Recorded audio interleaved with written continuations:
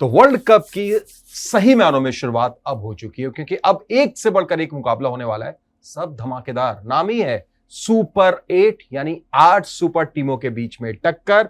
और इसमें पहली टक्कर यानी शुरुआत होने वाली है न्यूजीलैंड और पाकिस्तान के मुकाबले से। उसी का हम कर रहे हैं प्रीव्यू। स्वागत है आपका ESPN cricket for time out Hindi में, और हमारे साथ मौजूद है सैयद सबा करीम। बहुत बहुत स्वागत सबा भाई। शुक्रान सैयद। सही मायनों में देखा जाए तो टूर्नामेंट की शुरुआत अब हुई है। जिस तरीके से अब 8 सुपर टीमें भिड़ेंगी, उसका पहला प्रीव्यू हम लोग कर रहे हैं सर। पाकिस्तान, न्यूजीलैंड, अगर देखें दोनों टीम एक एक मैच हार के आमने सामने भिड़ रही है, लेकिन पड़ रहा न्यूजीलैंड का भारी।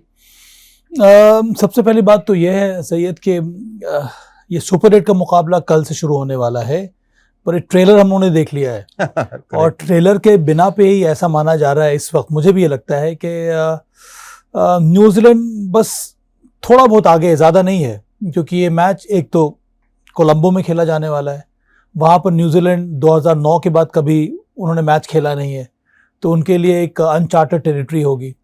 और एक और बात है जहाँ पे पाकिस्तान उनसे फाइट कर सकता है, वो ये है कि न्यूजीलैंड की जो स्पिन बॉलिंग है उस विकेट के हिसाब से थोड़ी बहुत कमज़ोर मुझे नज़र आ रही है। तो मुकाबला टाइट होगा, पर ओवरऑल देखा जाए कि न्यूजीलैंड के पास वो स्ट्रेंथ है, उनके पास उनकी फील्डिंग बहुत ही शानदार है, उनके पास पेस बॉलर्स बहुत अच्छे हैं। अगर लॉकी फर्ग्यूसन फिट हो जाते हैं तब मुझे लगता है कि मुकाबला जो है वो टाइट रहेगा, पर थोड़ा बहुत फेवरेट इस समय न्यूजीलैंड ही है।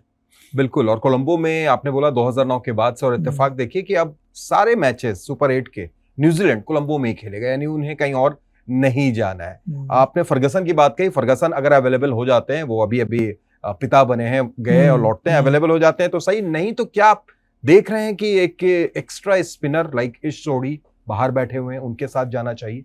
मुझे लगता है विकेट के हिसाब से अब कुछ अलग सोचना पड़ेगा, क्योंकि अभी तक उन्होंने मैकॉन्ची को खिलाया था, वो इस वजह से खिलाया था क्योंकि मिच सैंटर थे नहीं, पर अब मिच सैंटर फिट होकर वापस आ जाएंगे, वो कप्तानी भी करेंगे।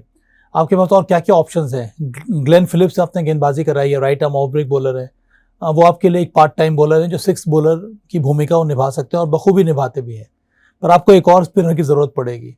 इसीलिए मुझे लगता है अगर आपके पास लेग स्पिनर है इशोडी, और अगर उन्होंने प्रैक्टिस सेशन में अच्छी गेंदबाजी की है तो उनको आप खिला लीजिए, क्योंकि यह ज़्यादा अच्छा रहता है कि आपके पास एक अटैकिंग बॉलर है जो आपको विकेट ला के दे, ना कि आप बल्लेबाजी को और गहराई बढ़ाने के चक्कर में टीम का बैलेंस आप खो दें। इसीलिए मेरे ख्याल में वो एक अच्छा ऑप्शन रहेगा न्यूजीलैंड के लिए। क्या उनके लिए कि थोड़ा सा कंसर्न ये भी है कि अभी तक जितने भी मैचेस हुए, हर मैच में उनके खिलाफ 170 से ज्यादा रन बने हैं।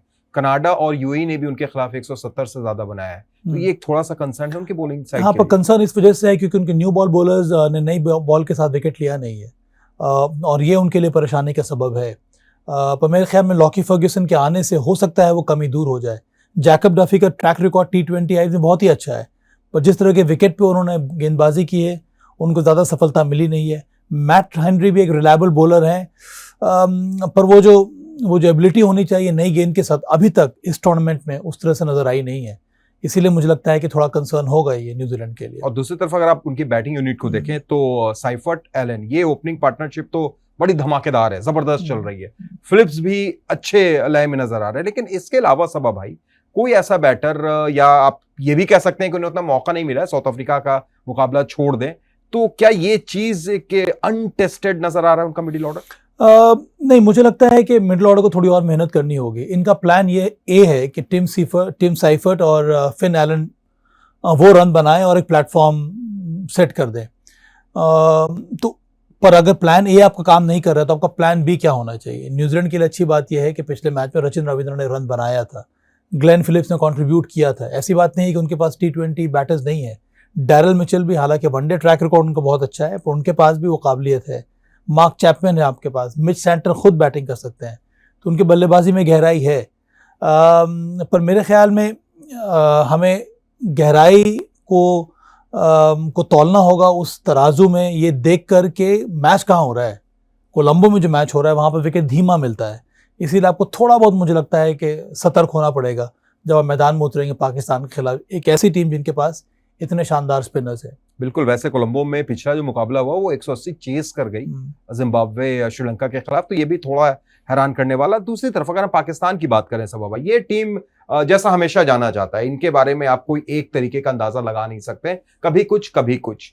पिछले मुकाबले हमने देखा। पर सैयद उसमें अब चेंज हो गया है। हाँ। अब वो जमाना चला गया है कि पाकिस्तान टीम बहुत ज्यादा अनप्रडिक्टेबल हुआ करती थी, किसी दिन उठ के किसी भी टीम को हरा देंगे। अब वैसा रहा नहीं है। अब ये टीम बहुत ही प्रिडिक्टेबल हो गई है कि इनकी क्वालिटी अब हमें नजर आ रही है, और बार बार वही गलतियां, बार बार कोई बड़ा परफॉर्मेंस नहीं।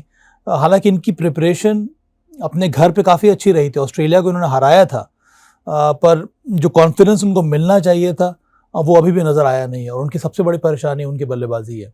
क्या एक वजह है उनकी प्लेइंग 11 में इतना ज़्यादा अंदर बाहर भी है? बाबर आजम को आपने खिलाया, बैटिंग नहीं दी, शाहीन अफरीदी को आपने ड्रॉप किया, अबरार को एक मैच के बाद आपने ड्रॉप किया, पिछले मैच में वो नहीं खेले, तो क्या ये भी एक बड़ी समस्या है? उनको पता ही नहीं कि मेरे 11 क्या है, फखर जमान जैसा खिलाड़ी बाहर बैठा है।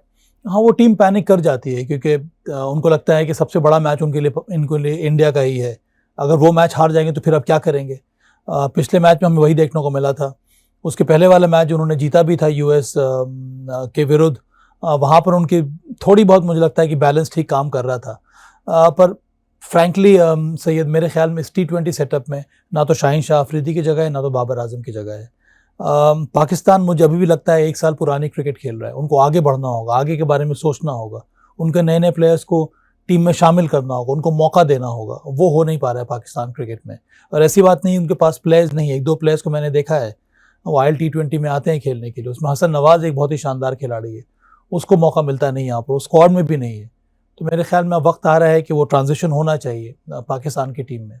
और आखिर में अगर इनकी बैटिंग आप देखें, साहिबजादा फरहान 220 रन बना चुके हैं, लेकिन उसके बाद जो सेकंड हाईएस्ट बैटर है वो शदाब खान 88, सैम अय्यूब ऐसा लग रहा है ऐसे बॉलर खेल रहे हैं। तो क्या ये इस बैटिंग के साथ आप उम्मीद करेंगे कि आप आगे की तरफ सुपर 8 से भी आगे बढ़े? बहुत मुश्किल रहेगा यहाँ पे, बिकॉज सब कुछ डिपेंड कर रहा है साहिबजादा फरहान के ऊपर, क्योंकि वो सही मायने में एक शानदार T20 बैटर है।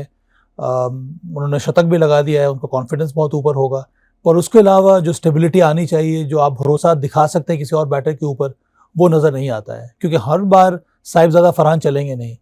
अब भारत के साथ क्या हो रहा है, ऊपर वाले चल नहीं रहे हैं ईशान किशन के अलावा, पर दूसरे हैं जो बेल आउट कर रहे हैं। तो पाकिस्तान की बैटिंग में यही है कि अगर साहिबजादा फरहान नहीं चले तो नीचे में कोई बेल आउट करने वाला नहीं है जो उसी लय के साथ, उसी रिदम के साथ, उसी पावर के साथ बैटिंग करे। तो ये बहुत बड़ी परेशानी है पाकिस्तान के लिए इस वक्त। बिल्कुल, और इस परेशानी से जल्द उबरना पड़ेगा, वरना यहाँ पर सुपर 8 में 2 मैच हारते हैं तो करीब आप बाहर हो जाएंगे।